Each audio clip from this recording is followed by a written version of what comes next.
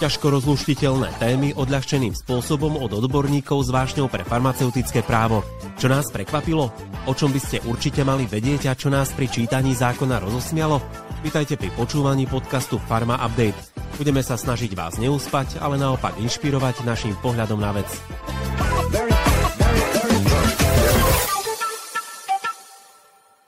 V dnešnom podcaste zo série Pharma Update sa budeme venovať zaujímavej a dôležitej téme, ktorá sa týka tvrdení uvádzaných na kozmetických výrobkoch. Budeme hovoriť o tom, aké tvrdenia sú povolené na reklamných materiáloch, obaloch, letákoch a iných komunikačných kanáloch týkajúcich sa kozmetických výrobkov. Tieto tvrdenia sú totiž prísne regulované európskymi predpismi. Preberieme si, aké kritériá musia tieto tvrdenia spĺňať, aby boli v súlade s právnymi predpismi a zároveň poskytovali spotrebiteľom pravdivé a relevantné informácie. Volám sa Maroš Černý a rozprávať sa budem s Katarínou Tomkovou z advokátskej kancelárie H&H Partners. Katka, vitaj. Ahoj Maroš. Aj keď každý z nás pozná kozmetické výrobky, vysvetlíme si na úvod, čo všetko medzi nich patrí. Tak na úvod možno trošku teórie, tak ako to definuje nariadenie o kozmetických výrobkoch, tak kozmetické výrobky sú látky alebo zmesy, ktoré sú určené na kontakt s rôznymi vonkajšími časťami tela, ako je napríklad pokožka, zaradzujeme tam vlasy, nechty, pery, a môžu vlastne byť tiež určené na použitie so zubami napríklad, alebo sliznicou ústnej dutiny a podobne. Hlavným účelom kozmetických výrobkov je čistenie, parfumovanie, zmena vzhľadu, ochrana a udržiavanie v dobrom stave alebo úprava telesného pachu. Čiže napríklad patria sem rôzne šampóny, zubné pasty, pleťové krémy, dezodoranty a mnoho ďalších produktov, ktoré používame každý deň na starostlivosť o svoje telo a vzhľad. Môžu výrobcovia alebo distribútori uvádzať akékoľvek tvrdenia v reklamných materiáloch, a to nemám na mysli len letáky, ale napríklad i príspevky na sociálnych sieťach? No, na Instagrame to vyzerá tak, že áno, že teda je možné uvádzať akékoľvek tvrdenia, ale dôležité je to, že táto oblasť je regulovaná právnymi predpismi na úrovni Európskej únie. Pôvodne som aj chcela povedať, že ide o pomerne prísne predpisy, ale asi sa môžeme shodnúť na to, že ak od tvrdení vyžadujeme to, aby boli v súlade s právnymi predpismi, aby boli pravdivé, aby boli podložené náležitými a overiteľnými dôkazmi, a prípadne majú byť čestné, korektné, jasné a zrozumiteľné pre priemerného konečného užívateľa, tak asi teda nejde o nejakú veľmi prísnu reguláciu. Samozrejme však treba túto reguláciu dodržiavať a obávam sa, že častokrát je to opomínané. Z čoho vyplývajú tieto pravidlá? Právny základ nachádzame v nariadení číslo 1223/2009 o kozmetických výrobkoch, na základe ktorého sa následne nariadením Európskej komisie číslo 655/2013 stanovili harmonizované spoločné kritériá Európskej únie na odôvodňovanie tvrdení, ktoré sa používajú v súvislosti s kozmetickými výrobkami. Tak začneme s prvým kritériom, ktorým je dodržiavanie právnych predpisov. Čo to presne znamená? Tak toto kritérium znamená, že tvrdenia o kozmetických výrobkoch nesmú naznačovať, že produkt bol napríklad povolený alebo schválený nejakým úradom, pretože kozmetické výrobky sú automaticky povolené na trhu Európskej únie bez takéhoto nejakého schválenia. Napríklad tvrdenie, tento výrobok je v súlade s právnymi predpismi Európskej únie o kozmetike. Maroš, čo si o tom myslíš? Je takéto tvrdenie povolené alebo je nejako problematické? Tak osobne som sa s tým nestretol na výrobkoch, tak myslím si, že asi nie. Nie je povolené. A i keď ono to vyzerá tak nevinne, že v zásade, že je v súlade s právnymi predpismi Európskej únie, že nič tam nejako také zavádzajúce nie je, ale problematické je to z toho dôvodu, že všetky výrobky musia byť v súlade s predpismi Európskej únie, aby mohli byť na trhu. Z tohto dôvodu takéto tvrdenia nemôžeme vlastne uvádzať na výrobkoch, pretože rozumie sa to vecou samou, že musia byť v súlade s právnymi predpismi a nie je to žiadna výhoda alebo niečo, čo by od odlišoval tento výrobok od iných výrobkov. Potom napríklad ďalším príkladom môže byť tvrdenie, že výrobok na starostlivosť o pleť neobsahuje hydrochinón. Napríklad takéto tvrdenie tiež nie je povolené, a to z toho dôvodu, že hydrochinón je podľa právnych predpisov zakázaný na toto použitie.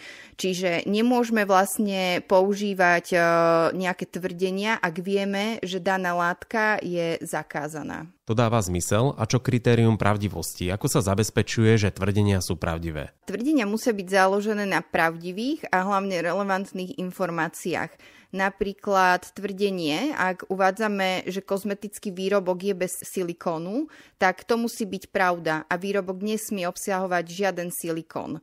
Alebo napríklad, ak používame tvrdenie, že kozmetický výrobok obsahuje med, tak musí skutočne obsahovať med a nielen napríklad nejakú medovú arómu. Ďalším príkladom, ktorý si môžeme uviesť, je tvrdenie, že výrobok obsahuje hydratačné aloe vera. Toto tvrdenie by nemalo byť použité vtedy, ak výrobok skutočne nemá napríklad hydratačný účinok, pretože bolo by to zavádzajúce. Alebo na výrobku by nemalo byť zobrazené napríklad aloe vera, ktoré by navodzovalo dojem, že súčasťou kozmetického výrobku je aloe vera, keď v skutočnosti vlastne nie je súčasťou toho daného kozmetického výrobku. A posledným príkladom je, že z marketingových materiál nesmie vyplývať, že v nich vyjadrené názory sú overené tvrdenia, pokiaľ vlastne názor nevychádza z overených dôkazov. Tretím kritérium sú dôkazné prostriedky. Čo by si k tomu povedala? Každé tvrdenie musí byť podložené primeranými a overiteľnými dôkazmi. To znamená, že ak na reklamných materiáloch je tvrdenie, že kozmetický výrobok poskytuje 48-hodinovú hydratáciu, tak musí existovať nejaká odborná štúdia alebo minimálne dôkazy, ktoré toto tvrdenie podporujú. No a teraz, Maroš, priprav sa, mám ďalšiu otázku pre teba. Ak by sme mali na kozmetickom výrobku uvedené tvrdenie, že tento parfém vám dá krídla, čo si myslíš, že je to v poriadku alebo to nie je v poriadku? Samozrejme, že nie, lebo na to určite neexistuje žiadna vedecká štúdia, aby parfém dával človeku krídla a že môže lietať. No a opak je pravdou. To nemyslíš vážne? Skutočne aj zo samotného nariadenia vyplýva, že zjavné nejaké zveličenia alebo zveličené tvrdenia, ktoré priemerný konečný užívateľ nemá brať doslovne, ide vlastne o nejakú nadsázku, alebo tvrdenia, ktoré sú abstraktnej povahy, tak tie obvykle odôvodnenie nevyžadujú, pretože vlastne sa predpokladá to, že ten priemerný konečný užívateľ to nebude brať doslovne a neočakával by to, že ak si dá parfum, tak mu skutočne narastú krídla. Rozumiem. A čo čestnosť? Ako sa prejavuje toto kritérium? Čestnosť znamená, že prezentácia výrobku nesmie ísť nad rámec dostupných dôkazov. Napríklad tvrdenie: 1 000 000 spotrebiteľov uprednostňuje tento výrobok. Toto tvrdenie by nemalo byť použité, ak toto číslo vychádza len z predaného množstva, že daný výrobca alebo distribútor predal iba 1 000 000 výrobkov a nevychádza to teda napríklad zo skutočných preferencií zákazníkov. Alebo taktiež tvrdenia o účinnosti nesmú sa vlastne zakladať na nejakých elektronicky upravených fotografiách pred a po, pretože toto je vlastne zjavná taká zavádzajúca prezentácia výrobku. Alebo ak je deklarovaná účinnosť šampónu založená na kombinovanom použití tohto šampónu s kondicionérom na vlasy, tak to je potrebné vlastne uviesť na tomto kozmetickom prípravku. Ďalším kritériom je korektnosť. Môžeš nám to približiť? Samozrejme, tvrdenia by nemali znevažovať konkurenciu ani používať zavadzajúce porovnania. Napríklad, ak by sme použili tvrdenie, že na rozdiel od výrobku X, tento výrobok neobsahuje zložku Y, ktorá je dráždivá, tak toto tvrdenie by s veľkou pravdepodobnosťou bolo vyhodnotené ako nekorektné, pretože vlastne naznačuje, že výrobok X môže byť dráždivý kvôli tomu, že obsahuje zložku Y, avšak toto vôbec nemusí byť pravda, že výrobok, ktorý obsahuje túto zložku, tak automaticky to neznamená, že je dráždivý. Ďalej, tvrdenia by mali byť objektívne a nemali by viesť k zámene s výrobkom konkurenčnej spoločnosti. Ďalším takým nekorektným tvrdením by mohlo byť to, ak by bolo vlastne na kozmetickom výrobku uvedené, že výrobok je dobre znášaný, pretože neobsahuje minerálne oleje. Toto tvrdenie vyzerá tak nevinne, ale môže ísť o zavádzajúce tvrdenie, pretože aj kozmetické výrobky, ktoré obsahujú minerálne oleje, tak môžu byť dobre znášané. Že rovnako tiež to, že neobsahujú minerálne oleje, automaticky to neznamená, že vlastne sú dobre znášané, respektíve, že sú alebo nie sú dobre znášané. Potom takým ďalším príkladom je, že ak máme na výrobkoch, že výrobok má nízky obsah alergénov, pretože neobsahuje konzervačné látky.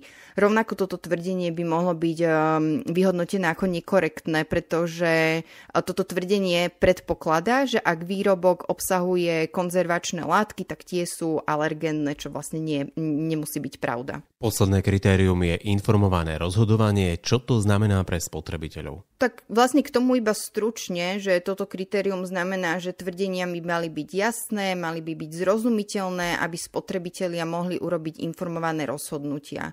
A marketingová komunikácia by mala byť prispôsobená vlastne cieľovej skupine, či už ide o bežných spotrebiteľov alebo o odborníkov. Napríklad, ak je produkt určený pre profesionálov, tak môže byť vhodne použitý napríklad aj nejaký odborný jazyk, ale pre bežných spotrebiteľov by mala byť komunikácia jednoduchá a zrozumiteľná. Katka, aký je tvoj odkaz na záver pre výrobcov alebo distribútorov kozmetických výrobkov? To bude taktiež také iba veľmi stručné, že zodpovednosť výrobcu alebo distribútora kozmetického výrobku nemusí končiť v momente zadania marketingovej aktivity šíriteľovi reklamy. Katka, ďakujem ti za rozhovor a prajem ešte pekný zvyšok dňa. Rovnako aj ja tebe, Maroš, a dúfam, že tieto informácie budú užitočné.